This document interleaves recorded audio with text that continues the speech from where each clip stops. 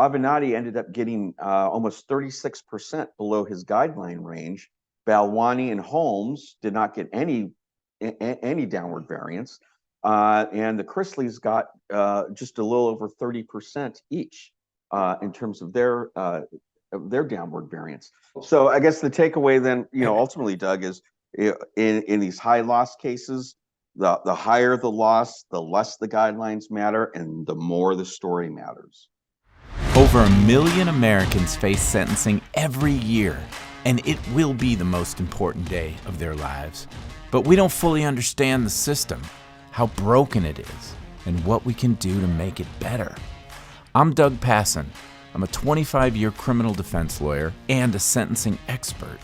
My goal is to bring more awareness, more fairness, and more humanity to the sentencing process. So, are you ready? Then let's get set for sentencing. Hey everybody, it's Doug Passon coming to you, not from Studio 3553, but I am there in spirit again, helping us get set for sentencing. Wait a minute, man, it's 2023 now. It's the new year. We have so much interesting stuff, but we had at the end of 2022 a slew of very high profile sentencings in federal court, and we can't let those go without digging into those, peeling back the layers, and most importantly, kind of giving you the big picture as to, what we can learn about federal sentencing as a whole from all of these big deal, high profile sentencing. So helping us get set for sentencing again is my good friend, colleague, sentencing guidelines guru, statistical genius, Mark Allenbaugh. Happy New Year, brother. Happy New Year, Doug.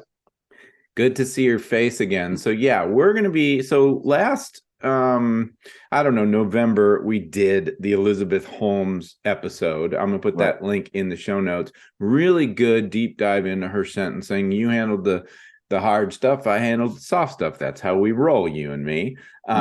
The dynamic duo. So that was a super popular episode, by the way, on both audio and YouTube. I was, I guess, not surprised because people are interested in that. So hopefully people be just as interested in this, because we are going to, over the course of several episodes, tackle her co-defendant sentencing, Sunny Balwani. And we have a unfortunate story of a fallen lawyer, Michael Avenatti, and he got sentenced. We're going to talk about him. We have the Chrisleys from reality TV fame, Todd and Julie, who were sentenced.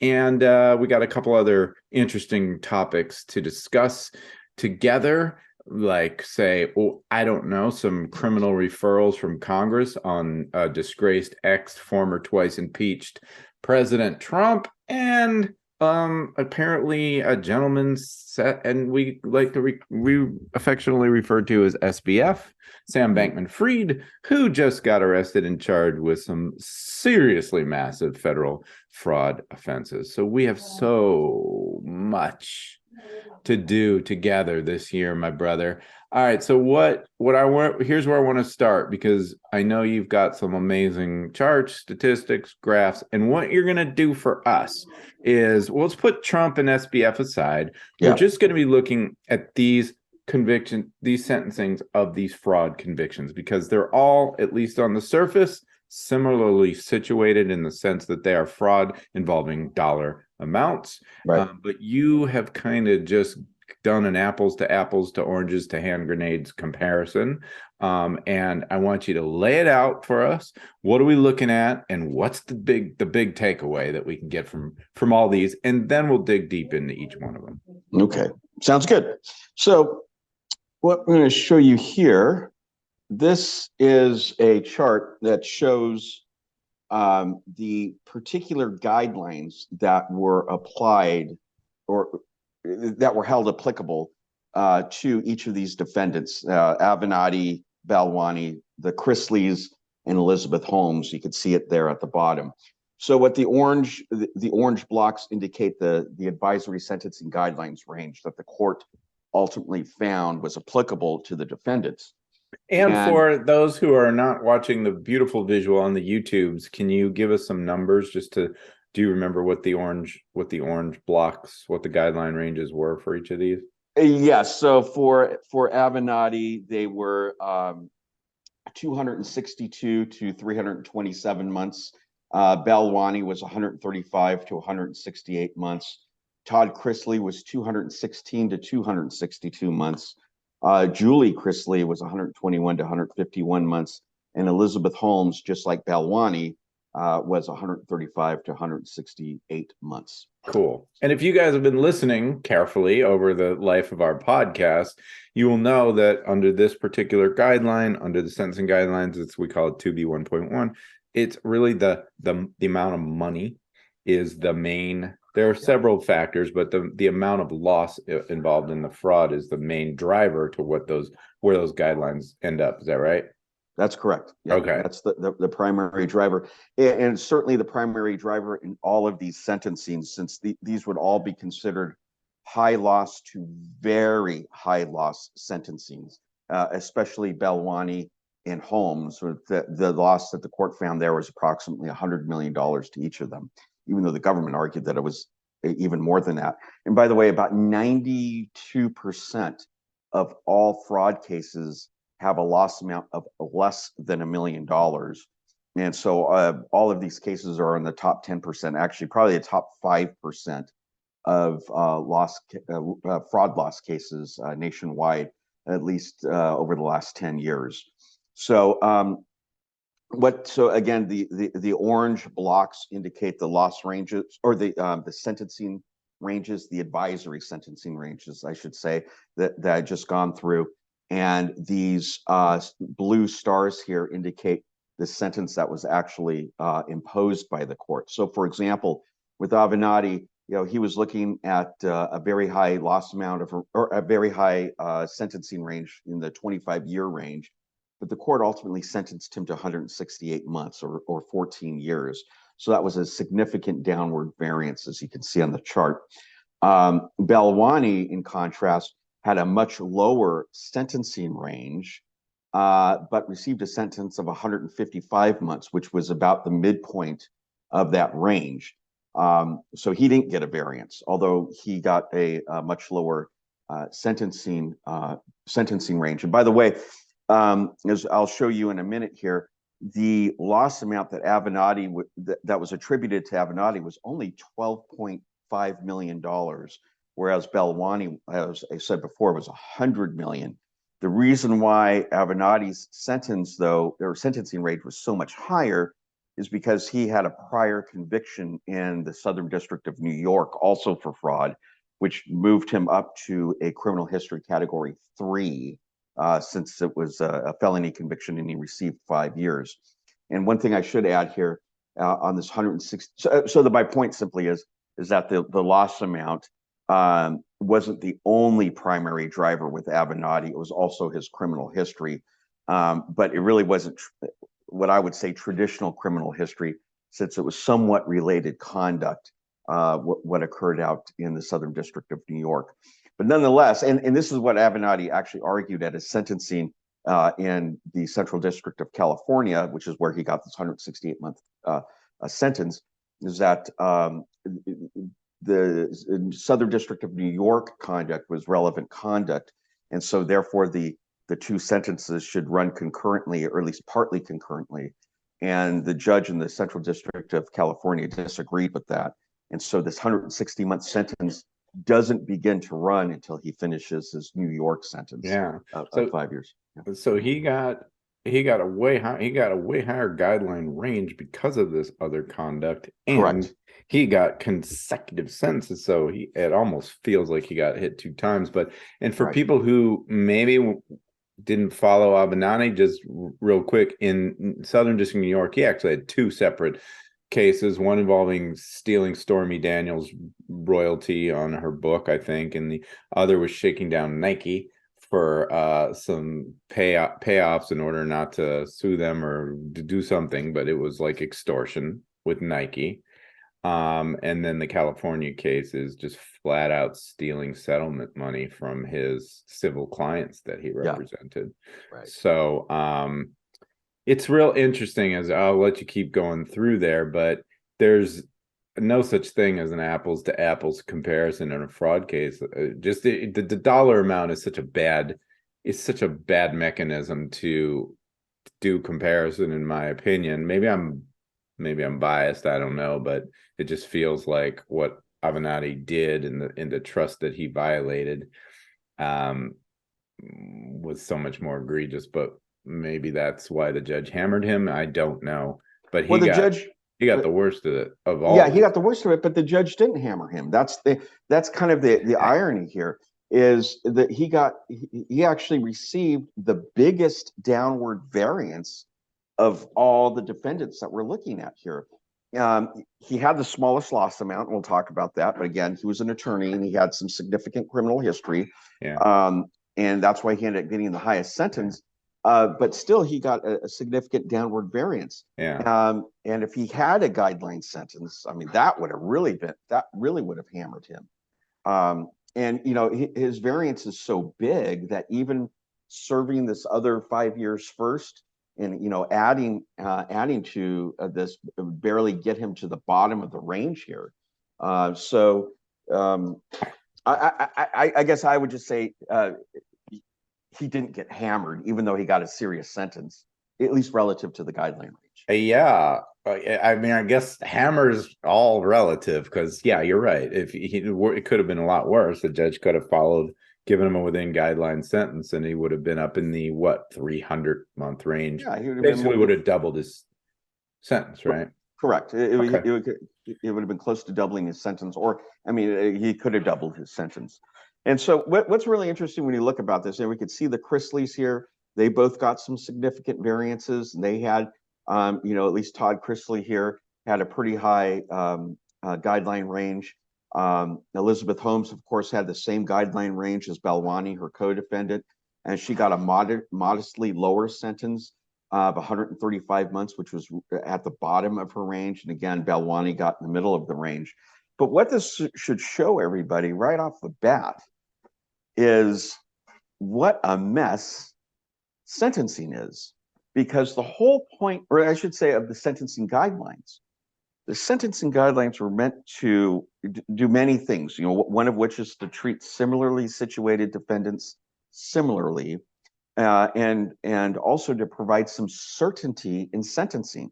So you knew ahead of time as a defendant or as the government, what sentence you would possibly be looking at before you even went to be sentenced. You knew what the guidelines were, you knew what the guideline ranges were, and this is what you were going to get. But that's now, as you can see here, kind of a crapshoot. Not only are the guidelines all over the place, but that's understandable because of different loss amounts and what have you. But whether a court follows the guidelines, as you can see here in these 5 high loss cases, the court only followed the guidelines twice. And in those cases where the court did follow the guidelines, there were different degrees of variances. So for example here, Avenatti ended up getting almost 36% below his guideline range. Balwani and Holmes did not get any downward variance. And the Chrisleys got just a little over 30% each in terms of their downward variance. But those percentages make a big difference in terms of months, depending on how high that particular guideline range is. But again, in an ideal situation, these stars should line up with all these orange blocks, to put it as simple as possible. Those stars should land somewhere within those orange blocks, and they don't. Well, when you say ideal, you mean the star. That would mean that the stars that the judge gives in guideline sentences in every case. Well, when I say ideal, I mean that was the purpose of the guidelines, is so judges would give guideline sentences. I mean, and that's what they used to do before the guidelines were made advisory. But my point simply is this, is that judges don't follow the guidelines anymore. When they do follow the guidelines, that's unusual. Following the guidelines in Balwani and Holmes is very unusual. And if I could be cynical for a second, the reason why I think the judge followed the guidelines in both Balwani and Holmes was basically it was a hidden variance. Yeah, I was just going to go there. Yeah. Because the PSR and the government had a lot of evidence and some really good arguments about why, when I say PSR, I mean the probation office, about why their sentencing ranges should have been much higher. As a matter of fact, I had done an initial calculation on Holmes, and Balwani would have been the same, that she would have maxed out at 43 because of the extremely high loss amount. Yeah. And you know, and many other factors. But for whatever reason, and I haven't read the sentencing transcript yet, it's not publicly available yet, but the judge found that there was only $100 million in loss when the government had been arguing that it was closer to 600 million to $1 billion of loss. Yeah. And also, remember, the judge didn't give the enhancement for leader organizer to Elizabeth Holmes, exactly. Even though she is head of this entire Theranos operation.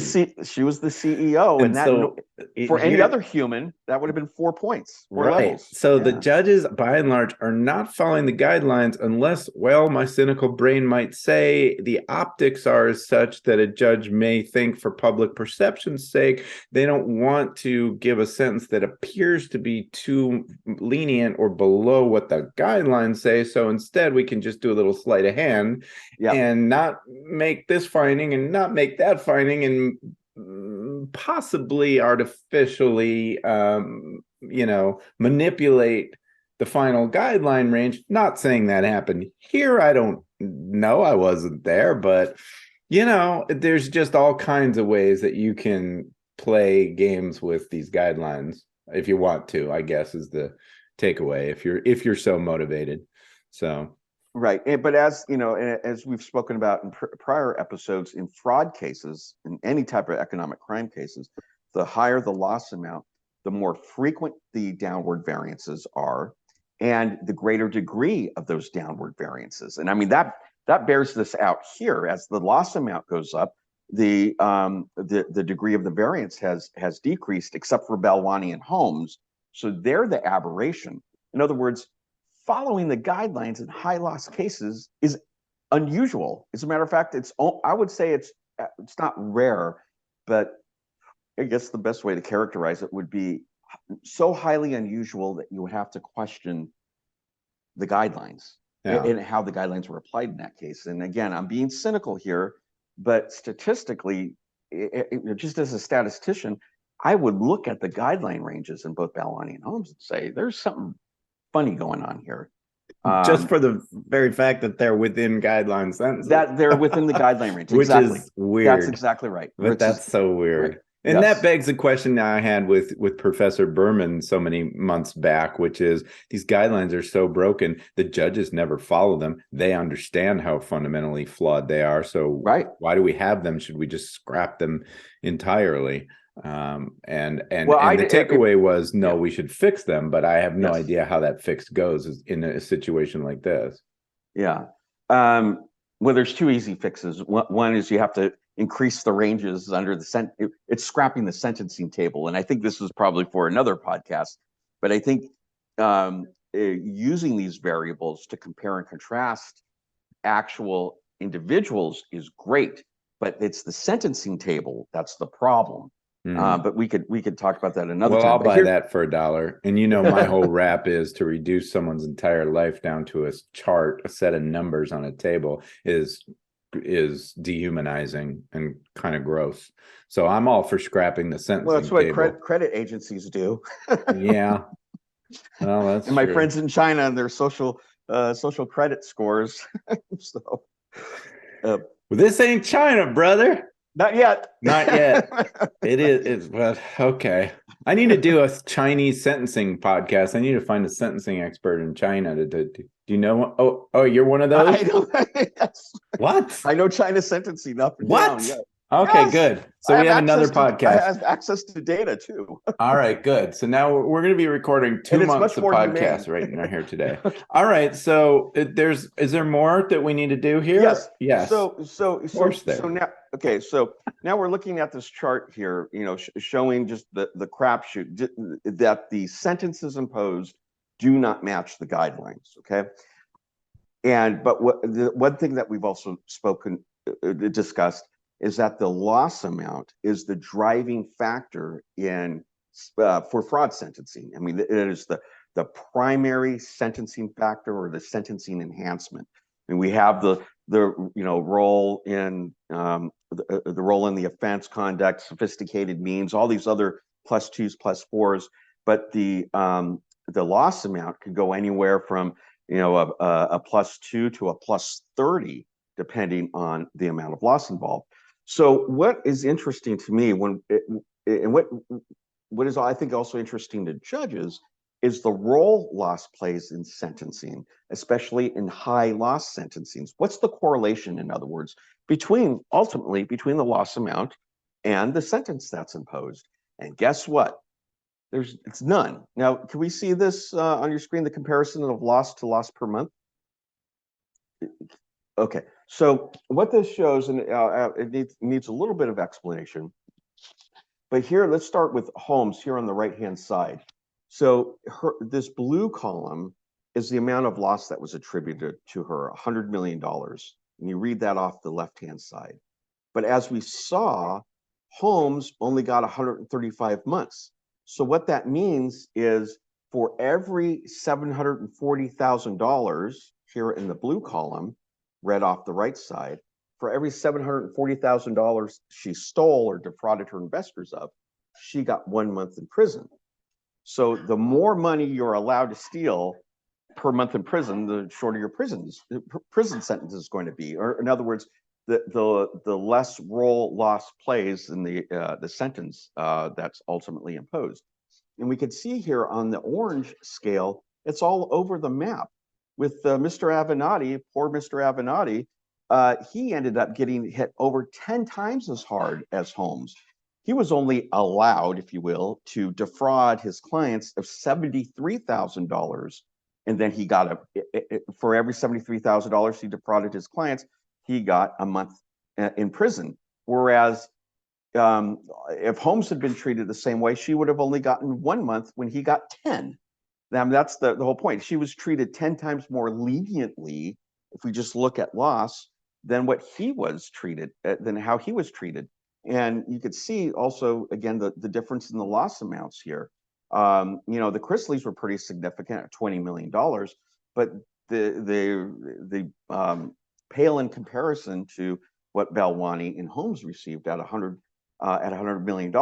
So the last thing I want to do is let's look at everybody and see how they would have been sentenced if, for example, they were treated the same as Elizabeth Holmes. Okay.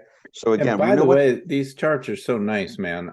And I keep saying people should go to YouTube, but the truth is they won't. So I think what I'm going to do is I'm going to put these charts in the show notes, which is on setforsentencing.com. So when the episode posts, if you just go to the website, these charts will be there all pretty like, and you can just pop in and take a quick gander at them. Okay, sorry. Okay, go ahead. Okay, so we're going to look again at, I'm going to show you a chart if everybody had been treated like Holmes. Now, again, ideally, that's what the whole point of the guidelines were about, that similarly situated defendants should be treated similarly. So you would think that if I steal $100,000 and I get a month in prison for every $100,000 I steal or something like that, that should apply to everybody. It shouldn't apply to just me or just to a few people. It should apply to everybody across the states. And so just a reminder, this is what Holmes got. She got 135 months for stealing $100 million. Avenatti got 168 months for stealing $12.5 million. So let's see what this means if everybody was treated like Elizabeth Holmes. Let's see what happens to Avenatti, okay? Avenatti's 168-month sentence goes down to 17 months if he was treated like Elizabeth Holmes. Yeah. Okay, and now why do I have this scale so big here?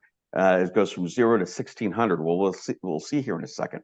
But just notice that, how if we treat everybody like Holmes, who was treated the most leniently, here's how everybody's sentences would have washed out. Balwani would have gotten a little bit of a break.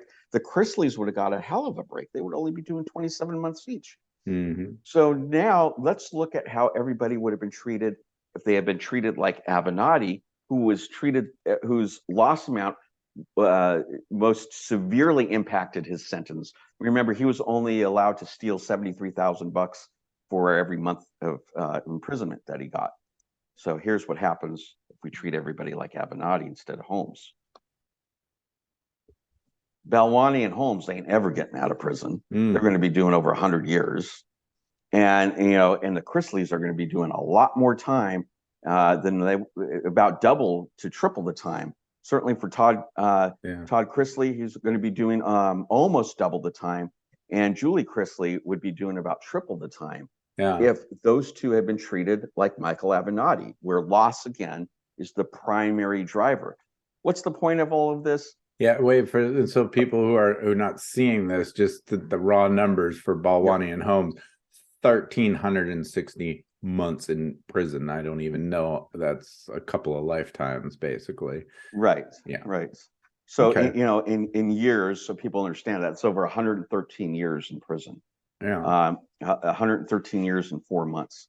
And then the Chrisleys would be 272 months each. And getting my handy dandy calculator here, that would be 22 years and about 9 months each that they would be doing if they had been treated like Avenatti. Yeah. So the point ultimately then is, as I stated before, is that loss, especially in high loss cases, plays a very little role in the sentence that's ultimately imposed. So not only loss, which is the primary sentencing factor, but the guidelines, as we saw, play little role in the loss amount. So as far as the sentencing guidelines are concerned with respect to high loss cases, and that by high loss, I define that as over $1 million. Again, we're talking about the top 10% of fraud cases nationwide. Yeah. It's frankly, it's a crapshoot. It's back to the pre-sentencing guidelines in terms of what sentence is ultimately imposed. Well, and my takeaway is story matters, because First of all, story matters even more. Yeah, that's the point. I mean, and that is, to me, the explanation for these disparities. Judges love sentencing parity.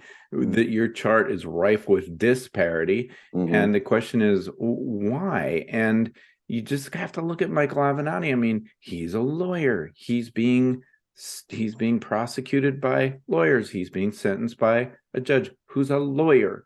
And they're looking at what he did, and the dollar amount was way less, but his intentions were way worse. He has no good excuse for flat out ripping off settlement money from his clients. And we'll dig into some more of the facts, but it's just, there's an ick factor that is factored into these guidelines. And I guess that's where 3553 comes in, because everybody knows when I say I'm at Studio 3553, that is that is the operating sentencing statute, which basically says, put the guidelines put baby in a corner. We're going to look at the nature and circumstances of the offense and the history and characteristics of the offender. And so then you just start into the world of story. And and compare that with Balwani and Holmes. We already talked about this, where their goal was to make a really revolutionary product and change the medical industry. It wasn't to flat out rip investors off. Right. They went through fraud and fake it till you make it, and that's really bad, and that's still illegal, but it's different. It's a different story entirely. And so that to me, that is the takeaway. Narrative matters, and if you're not focused on the narrative elements, government and defense, you're missing out on a massive piece of this, especially when you realize the guidelines are just complete crapshoot, right? Correct. Okay. Yes. Well, so I guess the takeaway then, ultimately, Doug, is in these high loss cases, the higher the loss, the less the guidelines matter, and the more the story matters. Okay, I like that takeaway. That's my favorite. That's perfect. So, all right. Well, should we draw a line and just dig into Balwani at this point? Okay. Yeah. So, I mean, I think in terms of the guidelines, we've done a lot with this on the Elizabeth Holmes podcast, link in the show notes, because the guidelines were everything was pretty darn similar, right? I just had some thoughts about the overall advocacy, the sentencing advocacy on the narrative side for the government and the defense. Because I don't know if you remember, but I was super effusive with my praise for the government, which doesn't happen all the time with me. But I thought that the sentencing memo the government did in Elizabeth Holmes' case was really extraordinary, came right out of the bat, grabbed you with story, and really put everything in context, framed the whole thing. And so I was sort of expecting the same deal for Sunny Balwani, and I guess maybe it was different counsel. Here we go. So after a 4-month trial, the jury found defendant Ramesh Sunny Balwani guilty of all 12 counts alleged in the third superseding indictment, Yeah. Oh, wait, I'm up. No, okay. And earlier this month, the court sentenced his co-defendant, who was convicted of fewer counts and acquitted of the patient counts, and whose sentencing guidelines did not account for acquittal, to 135. Okay, so basically, you've just wasted your introduction by telling us a bunch of stuff that we already know, and the judge especially already knows it because the judge was there for all of it, you know? Right. And then it's like, pre-sentence report calculates total offense level as 43. Do you think the judge has read the pre-sentence report? Yeah. Pretty sure, yeah. So again, all this wasted space. And then with these factors in mind, the government respectfully recommends 180. So this is a great example of what not to do in a sentencing memo. Super surprised to see it given the level of advocacy that happened there. That's the government. That's all I got to say about it. And my apologies if you hear the dog barking in the background. I got 3 of them now, and they're a little nuts. So anyway, but I thought that the defense memo was pretty good. It was actually, I don't know if I might even go so far as to say it was outstanding. So just to give you guys, I mean, this is important stuff. Like, you never get a second chance to make a first impression, right? And every word counts, and the judge is busy, and she has a stack of paper 6 feet high in her chambers. And so your job as an advocate, as a defense lawyer, as a storyteller, is to get to the fucking point. And primacy and recency, we've learned this all as lawyers. You start with a bang and you end with a bang. Okay, so compare what I just read you with this is what happened. Hey, we weren't all there. Fraud defendants come before this court and other courts every day whose goal is only to enrich themselves. Their victims' losses are their gains, but this case is unique. Before this court is a defendant who did the opposite. He did not put his own financial interests first. He did not misuse investor funds. He was a major investor himself. He did not seek fame or media attention. He worked tirelessly to build a business. And the company he left in May 2016 had a fortune worth of assets, including about $350 million in the bank and intellectual property recognized by independent third parties as among the strongest and most valuable in corporate America and globally. Yeah, that's awesome. Yeah, and and you and I talked about this with Elizabeth Holmes, that was one of the strongest arguments to show this was not just about stealing money. They created something.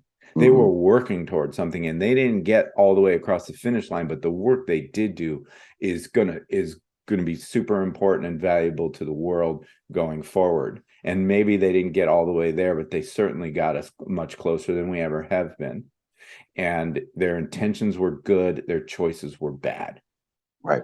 And you see, but remember, I'm the and but therefore guy, which is problem, solution, dynamic. All we do as lawyers is we zero in on what is the big problem that we have to solve for here that differentiates this case and build our story around it. And you see these. I hope they read maybe they read the book. Who knows? But it's the third sentence starts out with a big old but, and that is your problem, Judge. That this case is different. It's different than most all the other fraud cases, and certainly every one that you just put forth on your chart, right? With the Chrysley's and the Avenattis. It's different from all those, but guess what? It's different from Holmes too. Because Sonny ain't out there trying to get fame and fortune and walking around with his entourage and everything else. Sonny, and I don't think Elizabeth Holmes sunk $5 million of her own money into this company. Sonny went all in because he believed in this. And so these folks went right out of the gate saying, Judge, you got a problem here. And this is different. And it's and he deserves less time than your run of the mill, and he deserves less time than Holmes. Now, he didn't get less time than Holmes. He got more time than Holmes. Yep. And a little more time. A little bit, just a smidge. Yeah. And I'm trying to read between the lines. I don't have the sentencing transcript. There's only two theories that I can pose. Well, there's three, because he did, I think, get held for some of the enhancements with the patients maybe, but there's a deal with men and women in our system that I hope that you can speak to. Yes. And I feel like the judges, just some of the comments I did read in the press were like, Sonny, you've been around the block. You've had your own business. You're older. You should have known better. Well, Sonny wasn't pregnant either. Well, so that's I hate to be cynical, but that was kind of an obvious ploy, and that many people recognized. I think that's one of the reasons why Holmes received a within guidelines sentence. But Balwani just did not have as much mitigation, and women, especially white women, white educated women, statistically, receive much lower sentences in economic offenses than men who are attributed with the same loss amount, or at least in the same loss range. And that's just statistics. Yeah. So there's statistically already a differential just based on man, woman. Yes. So that's just on gender. That's an interesting twist we haven't talked about yet. And she's pregnant, but she gets to self-surrender. She gets to have the baby and bond with the baby. She got a real long, and she already has a child. And so, that was super interesting to me. I don't want to feel like ethnicity played a part in this. I have zero. I mean, I don't even know if that's worth saying, but statistically it does. That's a thing statistically too. It does. Right? If you look, I'm telling you facts here. Statistically, it does. Yeah. Okay. All right. And so, because at the end of the day, you said he didn't have as much mitigation. I'm going to push back on that, because in this sentencing, we had 14 points of mitigation. Yeah. But I mean, he didn't have, there's some mitigation that by the mere fact of being a man, he couldn't have. Right. But in terms of, we judge a person by the totality of their life's work. This is not a guy who's ever been in trouble. There's some really compelling stuff in this really good sentencing memo about he's giving to orphanages in India and Pakistan. He's paying for water pumps in these remote villages. He's getting wheelchairs for differently abled people. Classic mitigate, like things you do when no one's keeping score kind of stuff that define your true character. He donated $100,000 to build a kitchen at his Sikh temple in California. Like, this is a dude who's super into generous giving. I thought he had a ton of mitigation. The only I think the only small critique I had, I guess maybe not a small critique, but, and I don't know if this could have helped him at all, but this was a beautiful memo, but it is words on paper. And if you know anything about me, you know that I am the visuals guy. Even if I'm not making a defense documentary, a full-on movie, a mitigation movie, I want to put some pictures in my pleadings. I want to bring them out of their world and into my world. So I would have loved to have seen in this 57-page memo, some visuals, some charts. Pictures. Yeah. And I gotta say, I want to just talk about sentencing videos here for a second. Yeah, please. Because this could have been, Balwani could have used a sentencing video here. And that's the debate, because there will be lawyers who would say, first of all, there's some lawyers that don't know this exists. It exists. It's a thing. Lawyers are doing it all over the country with huge success. Putting those aside, there'll be some lawyers, and I had this in some of the Varsity Blues cases, which is saying it may be counterproductive in a high profile case that involves a high dollar fraud amount to produce what they may erroneously presume to be a slick Hollywood sort of expensive video that would just sort of exacerbate the financial aspects of the crime and make it seem like they're just trying to buy their way out of trouble, and blip blop bloop is bleep blop bloop. And I think that I will defer to, I suppose in some instances that may be true, but I'm not sure that it ever is, because I believe that if you do these the right way, that they're never gonna be that. And this is one of those things, like, where I think truthfully this would have been a fine case for a sentencing video. And sorry to interrupt, Doug, but to that point also, defense attorneys love, at least if you will, the old school way, is there seems to be a belief the more letters, the more character letters, the better. Yeah. And here, as we saw, he submitted at least 50 character letters. But those character letters often are, as we know, poorly written, redundant, vague, or the person isn't really all that well acquainted with what happened, or may not even be aware of what happened or what the defendant did.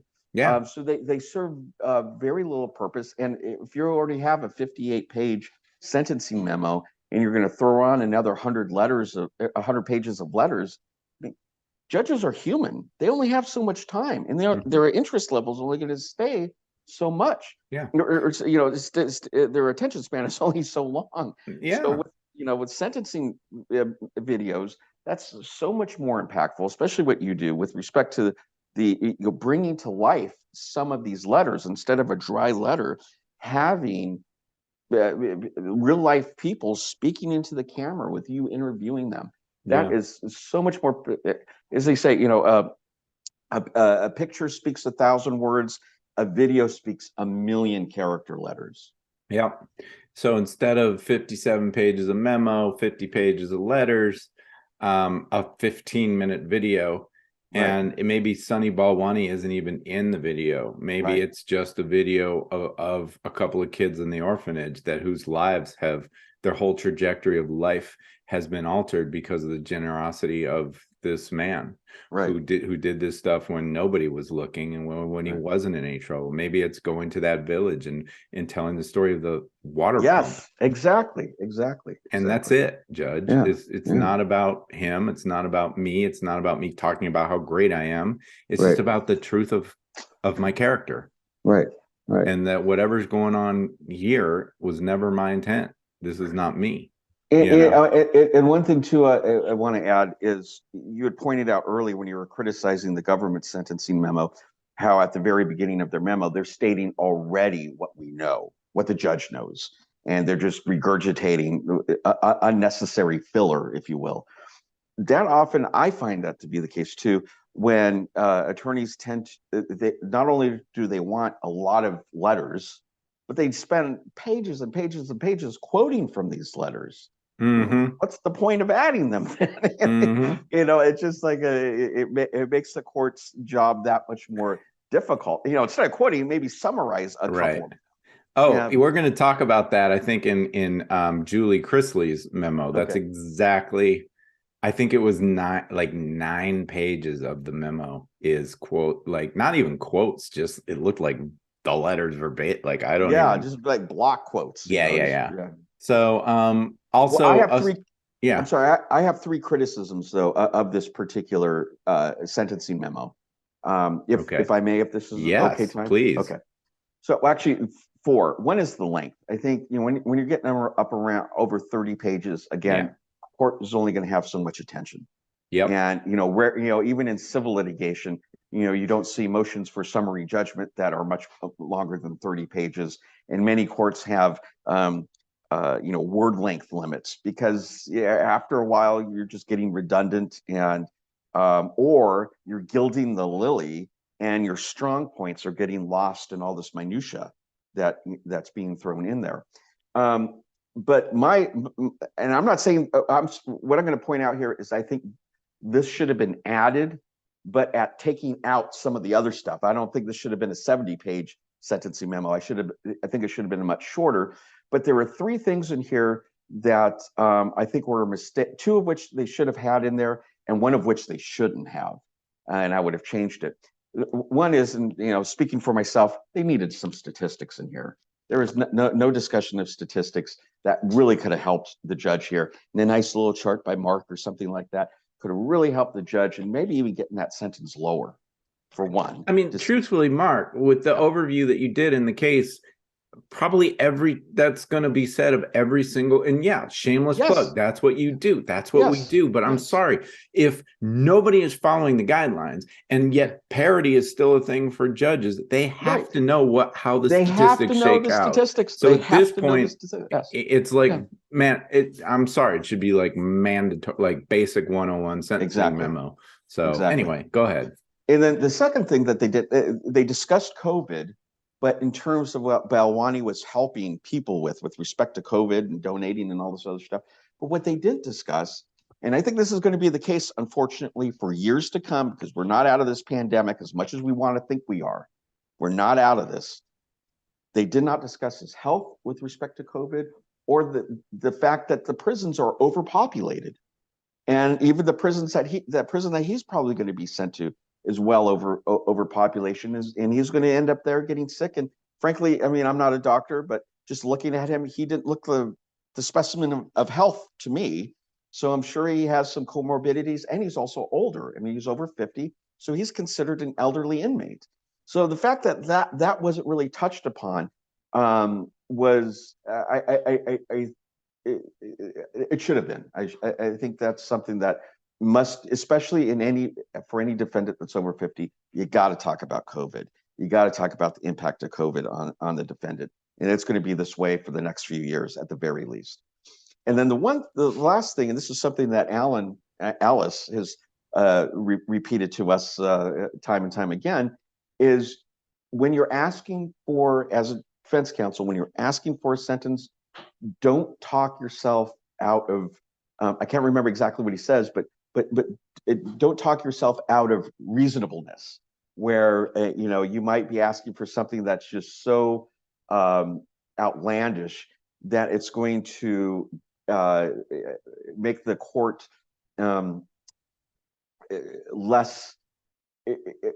Your sentencing message and your sentencing memo is going to be far less impactful if you ask for something that's just really out of the realm of not just possibility, but reason. And here, what they were asking for with Balwani was probation, or at most home confinement. And I think that just remember what Alan said, it gets you out of the conversation. Yeah. If you ask for something that is just, so far below. Now, there's a way to ask for it without stating it. You could ask for like a significant downward variance, you could use statistics, or you could find, and this is what one of the things that I do is I can find other cases where there is a high loss amount and a court gave a downward variance to probation or something like that, or a big split sentence. You need to find those cases. I can find those cases, but you got to cite them. You can't just go out there and say, hey, give my guy a break, give him probation. He's a really nice guy, even though it's $100 million fraud. That's not gonna fly. So that is like the opposite of gilding the lily. You might not have gilded the lily, but now you're gonna kind of rip off some petals if you ask for something without any justification. But here's my addition to that, because I think that generally as a baseline rule, that's exactly right. You can't ask for something so unreasonable that it takes you out of the conversation. Yeah. But I will also quote our mentor and friend, Alan Ellis, who says, what? If you want extraordinary results, you have to take extraordinary measures. So Correct. the takeaway there is, don't be afraid to ask for some crazy good sentence, but do the work to back it up, to have great reasons to say, Judge, I know this is a really extraordinary ask. I understand how far afield this is, but here's why it works here. This is why it's legit, right? And do the work and tell the story and do the stats and everything else. Now, Mark Allen Baugh, I'm surprised, because I feel like you should have had 2 more substantial critiques of this. Well, I do have one. Okay. I just remembered I do have one more. Okay. If I could go, maybe I could guess one of yours. Okay. So let me, I got to share a screen here. And does it rhyme with schmeckstancy? It rhymes with life expectancy, but I shared the wrong one. Let's see, that's Avenatti. Let me see, there's Balwani. I mean, technically, you're still within the boundaries of your complaints, because this would qualify as a statistic, and your general complaint was there were no statistics. Right. But specifically this statistic, pretty damn important. What is it? Yeah, well, this shows you the life expectancy of Balwani when he is in prison. There was we've talked about Dr. Patterson before. She's out of Syracuse, and she wrote a peer-reviewed article that's almost 10 years ago now, but it's been cited repeatedly in federal court. And there's actually a DOJ or an OIG report that it comes to the same conclusion that she does, but not as precisely, but nonetheless consistent, that what she found looking at inmate data is that for every year in prison an inmate serves, on average, he can expect to lose 2 years off his life expectancy. And by the way, the cohort that she used was of inmates that were primarily in their 30s. And in speaking to her, she told me is that as inmates get older, that can increase. The 2 years off of life expectancy, for obvious reasons, can't increase, because as inmates get older, they're going to be much more susceptible to health issues. And now we have COVID, which is not something that she took into consideration. She couldn't have, since this was written about 10 years ago. But nonetheless, applying this Patterson study of 2 years, this is assuming at least 2 years off his life expectancy for every year he serves in prison, he can only expect to serve 1, 2, 3, 4, 5, 6, 7, about 8 years. And that's it. So he's not going to live. He's not going to live to the end of his sentence, even assuming the 15% reduction that all federal inmates get, and even assuming some additional time off for any recidivism reduction training that he takes now with respect to the First Step Act. He has about 8 years, 9 years, and that's about it.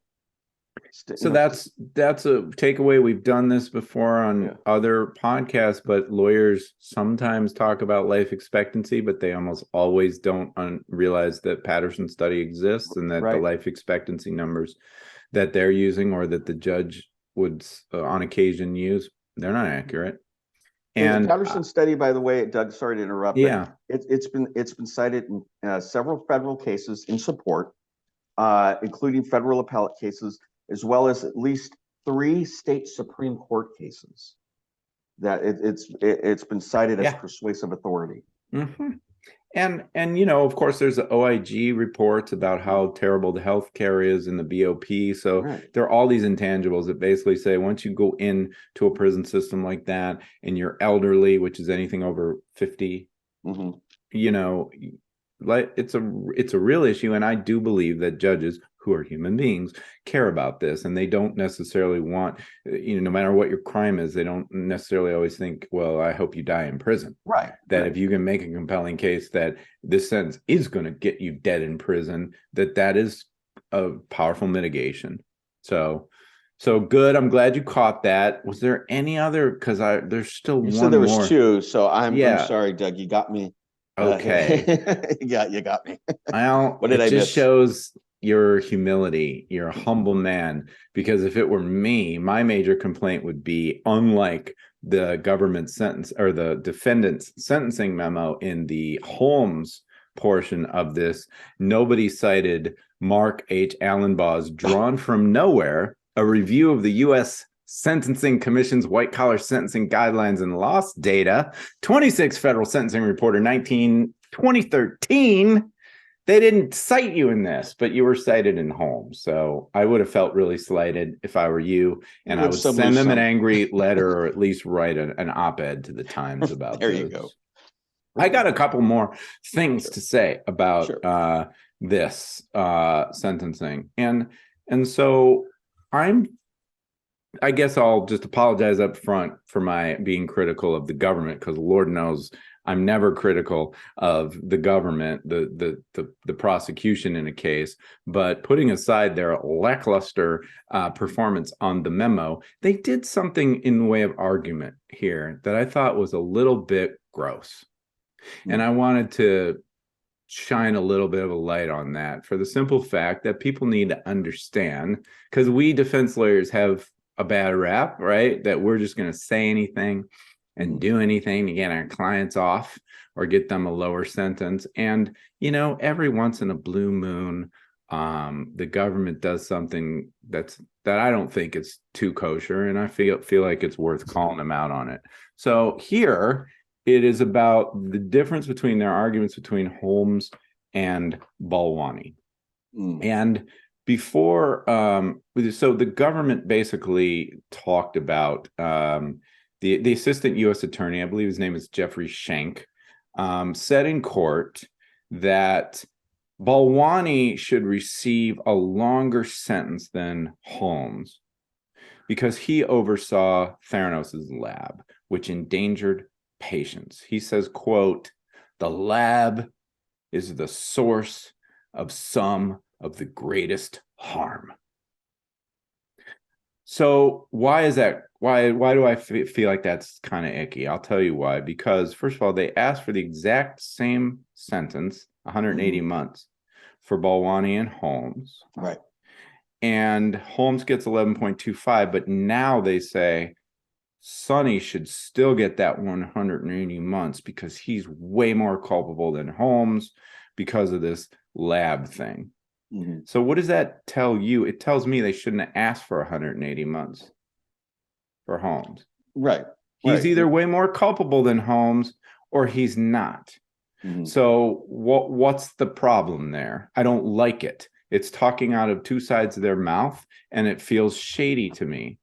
So that's just, the truth is, if Holmes isn't running the lab, which is implicit in their argument, Balwani's running the lab, not Holmes. So the takeaway is that Holmes doesn't fully understand what's happening in the lab. She's relying on Sonny.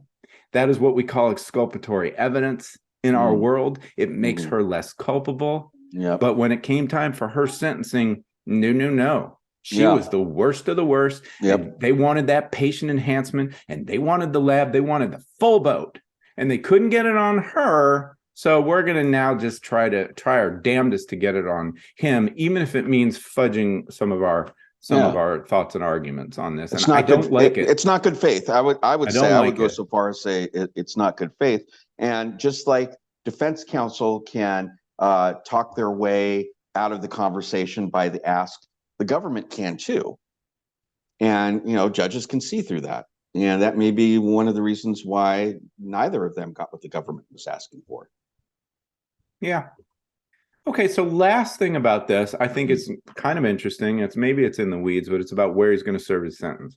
Because I talked to our good friend, and former warden of several Federal Bureau of Prison facilities, Maureen Baird. She said we could say, that we talked about this.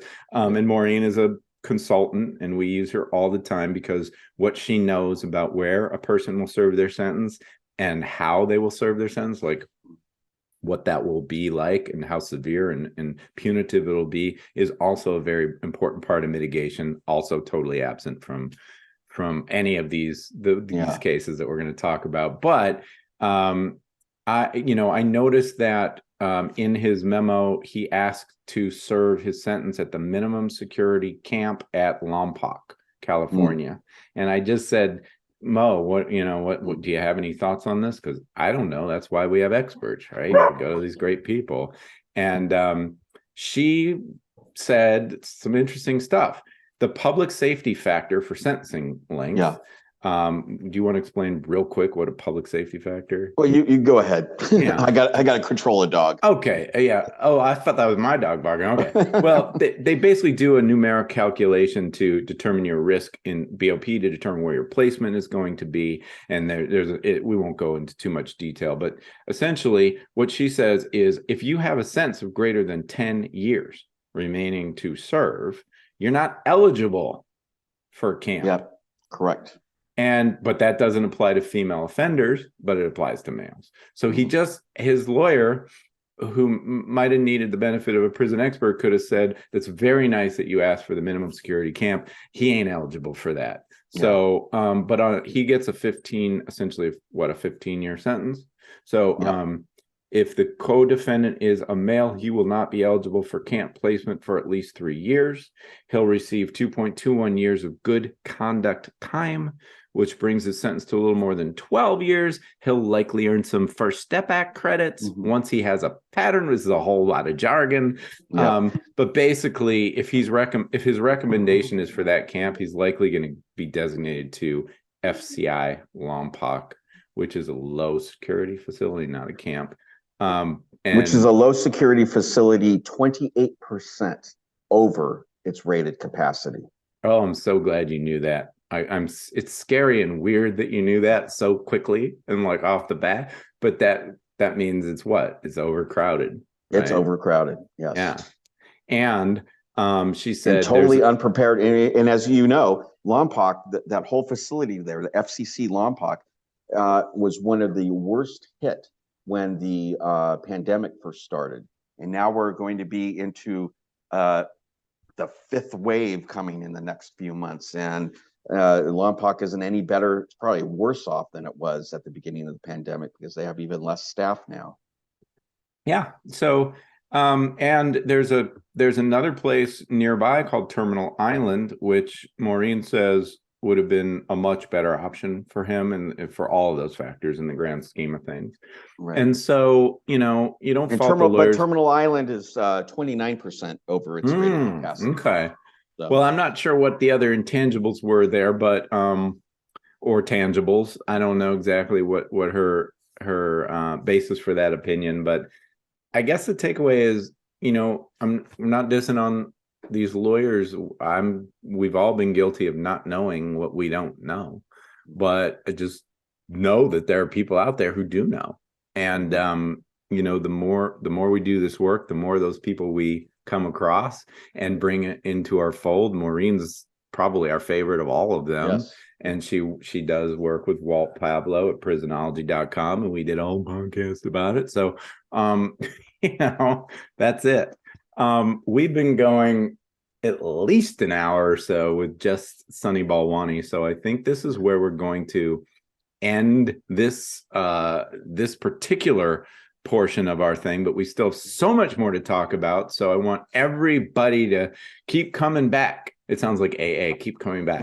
But because we still got to talk about that Chrisley's and Avenatti and all that stuff. So we have a lot more for you. But in the meantime, I just wanted to say thank you so much for being you. And I'm so glad you're on this ride with me. It's a lot of fun, and I think it's a lot of really good information. So let's keep doing it. Great. That's it for today. But before we go, I just wanted to take a moment and say thank you. To you, the listener, for spending time with us today getting set for sentencing.